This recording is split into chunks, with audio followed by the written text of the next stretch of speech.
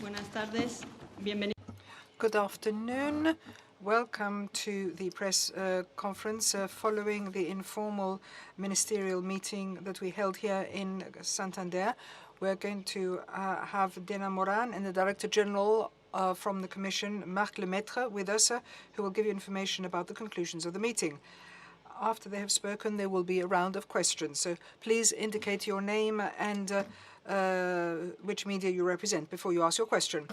I would also remind you that the questions that you ask have to be related to the topic of the meeting today. So let me give the floor to the Minister for Science and Information.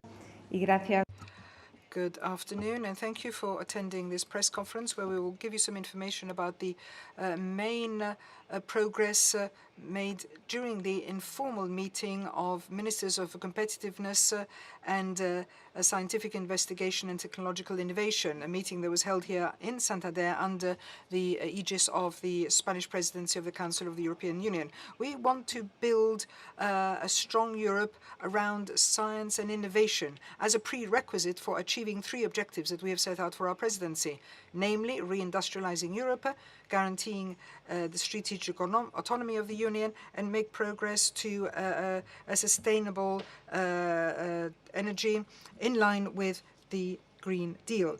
In this context, I'd like to focus on some of the takeaways of today's meeting. The Ministers of Science of the European Union made progress in setting up a European framework for science diplomacy.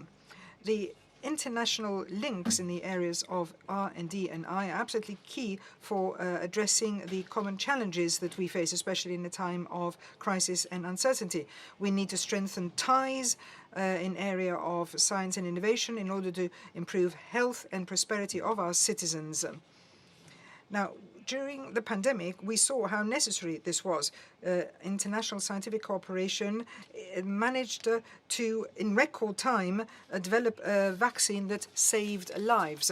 And we've seen this also now during the energy crisis as a result of Putin's war in Ukraine, where joint research in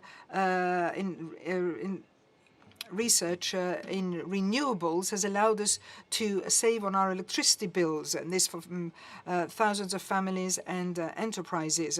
And we've also seen that scientific cooperation favors the creation of innovative solutions in the area of security and defense. Now, this is vital because we need to endorse the creation of a European science diplomacy. It's a priority instrument for the EU to improve people's lives, to boost the European leadership in the world, and to achieve the dual environmental and digital transition. In the framework of science diplomacy, we also highlighted the importance of the PRIMA project, program for research and innovation in the Mediterranean region that aims at fighting against inequalities and generates know-how and skills of a high value added in areas that are critical for our region, such as agro-food areas and water management. We need to continue building bridges with our neighbors. So the PRIMA project is going to be part of the Spanish presidency program for this semester. Now, in this meeting, we also addressed issues to allow us to guide the new Horizon Europe 2025-2027 strategic plan. This instrument is absolutely vital to increasing the competitive edge in Europe and resolve the major economic, social and environmental challenges of today and the future. Member States confirmed the need to increase resources, dialogue and international cooperation in areas of science and innovation. That is the best way to protect society and democracy in future crises. Finally, we also managed a greater agreement and commitment on a European level to support research infrastructure on an international level. They're absolutely vital to boost open science, science diplomacy, and to develop cutting-edge technologies for joint missions such as decarbonization and digitization. We also over lunch, gave a presentation of the IFMF DONES project, a particle accelerator that will be set up in the village of Escuza near Granada. As you know, this is a major international R&D project in Spain. It's a major scientific milestone for developing fusion energy, clean energy. for the future. We've also taken advantage of the opportunity today to invite the member states to join this consortium. We already have 15 EU member states in the consortium, as well as Japan. Over the autumn in Granada, we will have several events organized aimed at boosting the IFMF donors. For example, the International Congress on Materials for Nuclear Fusion that will take place between the 22nd and 27th of October. And finally, we continue rolling out these international meetings throughout the whole of Spain under the Spanish presidency, and we invite our partners to join up to the Tenerife Declaration. Finally, we are still fleshing out all these international meetings on innovation and science under our presidency. We are fleshing out a significant agenda to boost and strengthen Europe. This began in Madrid already with the meeting of the College of Commissioners. It continued in Barcelona with the meeting of European cultural and creative industries and it has continued in the last day in Santander. And in the autumn, we will also have meetings in Granada and Tenerife. So basically, we are putting our country, Spain, at the disposal of Europe. Thank you. Good afternoon, everyone. Allow me to start with words of thanks to the Spanish presidency and very personally to Minister Morant, who have allowed the European Union to discuss extremely important topics today and in an extremely fruitful way. And this with a very inspiring background scenery of the beautiful city of Santander, which I would want to emphasize is also a city of research and of very concrete research on sustainable energy sources, in particular wind energy-based or tidal or wave energy-based. I want in particular to refer to the two first topics. The first of these, science diplomacy. Perhaps a bit of a vague term, but let's look at the world in which we are living today. We have an accelerating race for technological supremacy. We have an extremely tense and complex geopolitical situation at our doorstep. We have the emergence of new, groundbreaking, but also destabilizing technologies like artificial intelligence, like autonomous drones.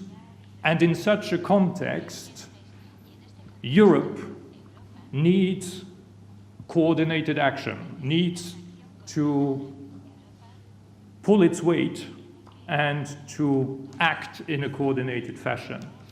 And I'm very pleased that today we could see from all the member states a strong ambition to set up a European science diplomacy framework to achieve such a coordinated action. We very concretely also agreed that this should be beyond having a common definition of science diplomacy for Europe.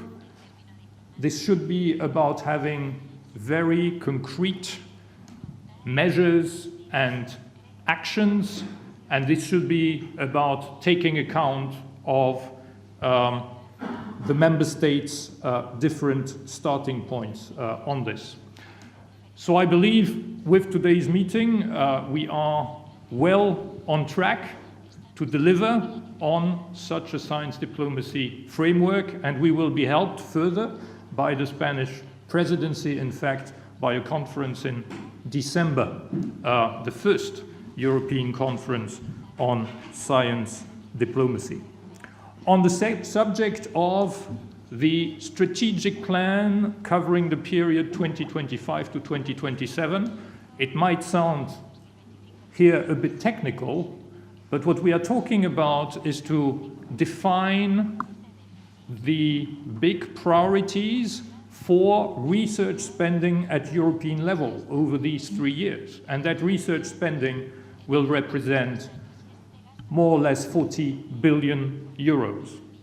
So it is a very serious topic, especially with the backdrop that the minister and myself referred to, with a lot of challenges facing the European Union and a lot of hope being put in research breakthroughs in order to be better equipped to address those challenges. Here again, we managed to make a lot of headway towards the eventual adoption of this strategic plan for the 3 years from 2025 at the appropriate moment, which would be early next year.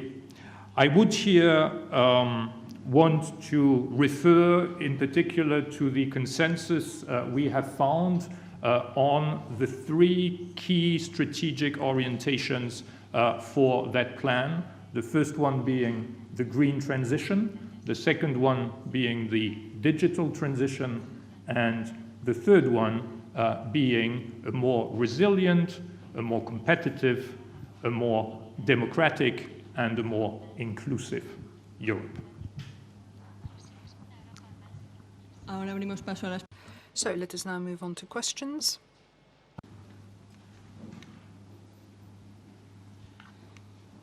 Si no hay preguntas, con esto concluye la rueda de prensa. If there are no questions, I think we can conclude the press conference following the meeting.